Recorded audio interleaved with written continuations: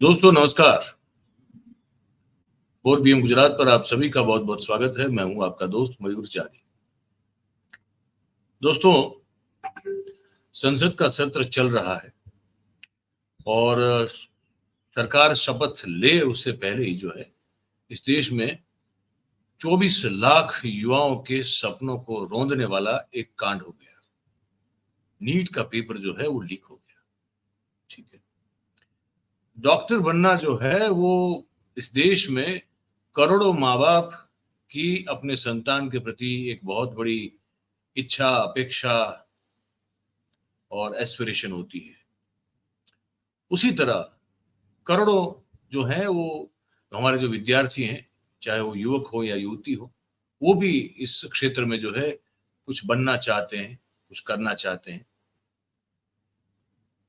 NEET जो है वो एक ऐसा माध्यम है जिसको अगर आप पास करें तो फिर आपको जो है मेरिट के हिसाब से फिर दाखिला मिलता है मेडिकल कॉलेजेस में। अब उसी का पर्चा लीक, उसकी जांच अभी हमारे अहमदाबाद गुजरात के गोधरा तक पहुंची हुई है। सीबीआई की टीम यहाँ पे आई हुई है।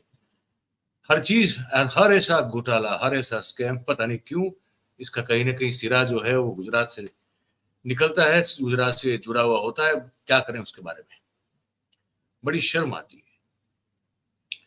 पर जो है सो है, जो है तो मानना पड़ेगा। अब इस पूरे मामले को, इसमें 24 लाख युवक और युवतियों का जो जिनके भविष्य से खिलवाड़ किया गया, ऐसा पर्चा लीक नीट का, उस बारे में देश की जनता ने जो चुनकर अपने प्रतिनिधि भेजे हैं संसद में, उनको अगर इस बारे में चिंता हो और इस पर अगर वो चर्चा करना चाहते हो सरकार से, और वो भी सकारात्मक रूप से, मतलब कि कोई दोषारोपण या तो उंगली दिखाने के बजाय इसका सही हल क्या हो सकता है कि जिसके चलते इस तरह का खिलवाड़ जो है हमारे देश के बच्चों से, देश के भविष्य के साथ न किया जाए। एक सकारात्मक चर्चा की अगर मांग विपक्ष करता है तो उसमें कौन सी गलत बात है। लेकिन जैसे मैं लगातार कह रहा हूं इस सदन जब से सत्र शुरू हुआ तब से, कि ये जो भारतीय जनता पार्टी है और उनके जो मुखिया हैं और उनके जो चेले चपाटे हैं, वो किसी भी सूरत में अपनी फितरत बदल नहीं सकते। वही पुराने दांव पेच, वही पुराना घिनौना, एक तरह से लोकतंत्र का मजाक उड़ाने का काम, ये सब जो है वो शुरू हो गया भाई साहब। राहुल गांधी क्योंकि वो नेता प्रतिपक्ष हैं सदन में, तो उन्होंने इस मामले पे चर्चा करना चाहा और कहा कि इस पर बात होनी चाहिए, एक कंस्ट्रक्टिव डिस्कशन होनी चाहिए कि ये इसको कैसे रोका जाए और ये क्यों हुआ। लेकिन वही ओम बिरला साहब और वही वो उनका पुराना वो सिस्टम के, अगर राहुल गांधी या तो प्रतिपक्ष का कोई भी खड़ा होकर अगर कुछ ऐसी बात करें जो सरकार को बहुत चुभने वाली है, उनकी इज्जत की धज्जियां उड़ाने वाली है, तो फिर वहां माइक बंद हो जाता है। तो देश के हमारे बच्चे जो हैं उनके साथ जो हुआ खिलवाड़ है उस पर भी कोई बात करना नहीं चाहती ये सरकार। जैसे मणिपुर पर आज तक नहीं कर रही, वैसे ही ये दृश्य देखिए आप, तो सुनिए। माइक में बंद नहीं करता हूं, पूर्व में भी आपको व्यवस्था दी थी, यहाँ कोई बटन नहीं होता। सर माइक तो दे दीजिए। मैं आपको पूर्व में बता चुका हूं कि आप विषय राष्ट्रपति भाषण में रखें। अभी आपका नहीं सर, कोई हम रिकॉर्ड में नहीं जाएगा, इसलिए मेरा आग्रह है उनको,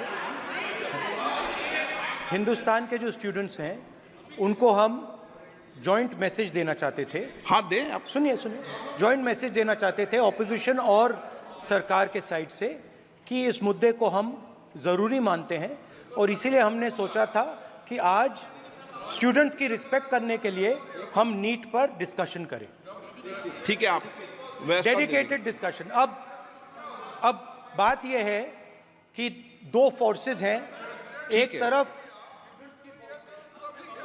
नहीं माने, ओके, सभा पटल पर रखे जाने वाले पत्र आइटम नंबर 3, श्री अर्जुन मेघवाल जी।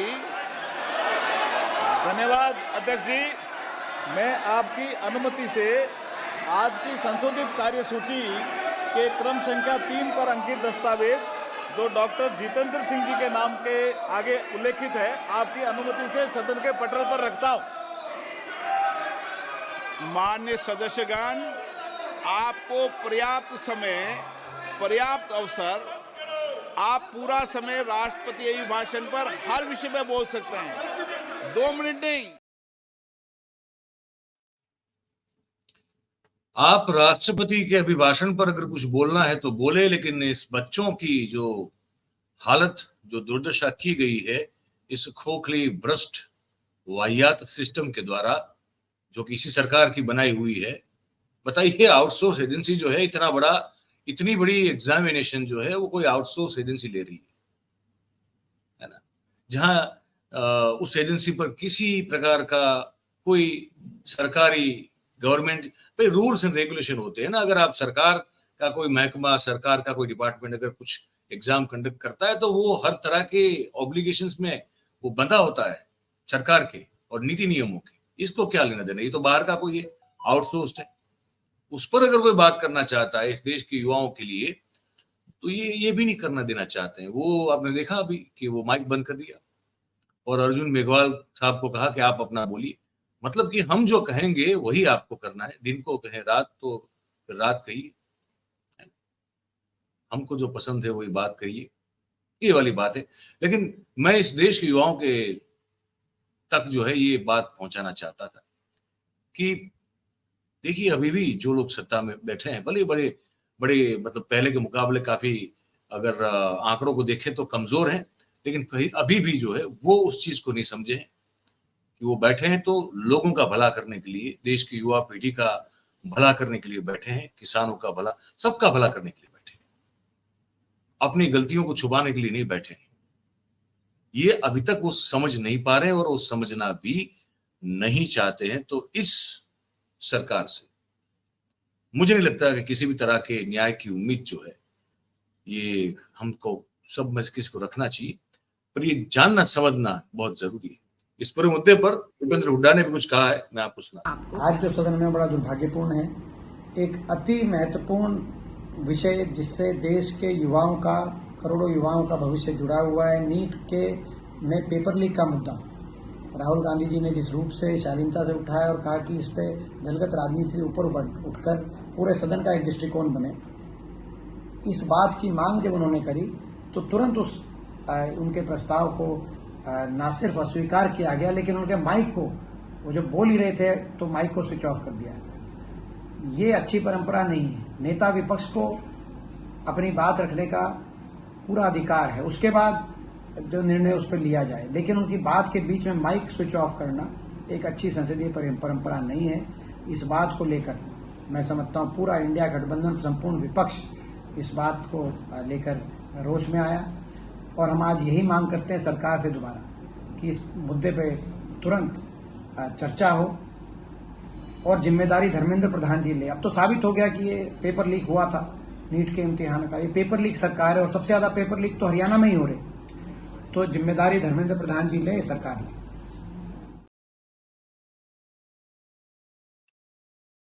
और कितनी बेशर्मी से कहते हैं, एक बार ये फिर से छोटा सा हिस्सा सुन लीजिए, उसके बाद इस पर भी बात करें। माइक मैं बंद नहीं करता हूं, पूर्व में भी आपको व्यवस्था दी थी, यहाँ कोई बटन नहीं होता सब। अब देखिए ये बड़ी आश्चर्य की बात है ना, वो कह रहे हैं कि माइक मैं बंद नहीं करता हूं, यहाँ कोई बटन नहीं है, मैं पहले भी बोल चुका हूं। तो स्पीकर जो है वो तो पूरे सदन का कर्ता हर्ता समाहर्ता है, उसकी परमिशन के बगैर, उसको पूछे बगैर, इसको मतलब कि कहें कि अगर आशीर्वाद ना हो स्पीकर का तो कोई कैसे माइक बंद कर सकता है। और अगर कर भी दे तो स्पीकर महाशय, स्पीकर महोदय हैं, उनकी पावर में है कि जो भी वो कर रहा है तो उसको जो है वो डांटे, एक्शन ले, दंड दे और आगे से ये ना हो इस बात को सुनिश्चित करें। ये कैसी बात हो गई कि मेरे पास बटन नहीं है, मैं बंद नहीं करता? तो कोई तो कर रहा है, आपको पूछे बगैर कर रहा है क्या ऐसे ही कोई कर रहा है? कमाल की बात। मतलब ये पहले मुझे लगता था कि ये लोग हमको जो है मूर्ख समझते हैं, मुझे लगता है कि अब हमको कुछ पता नहीं और समझते हैं जो मैं इस कार्यक्रम में बोल नहीं सकता। आप समझ गए।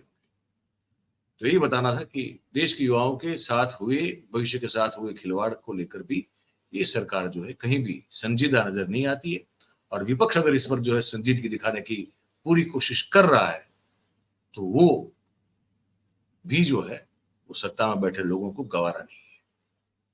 इस देश के युवाओं के लिए था ये कार्यक्रम, जितने भी और जो युवाओं के माता पिता है उनके लिए भी।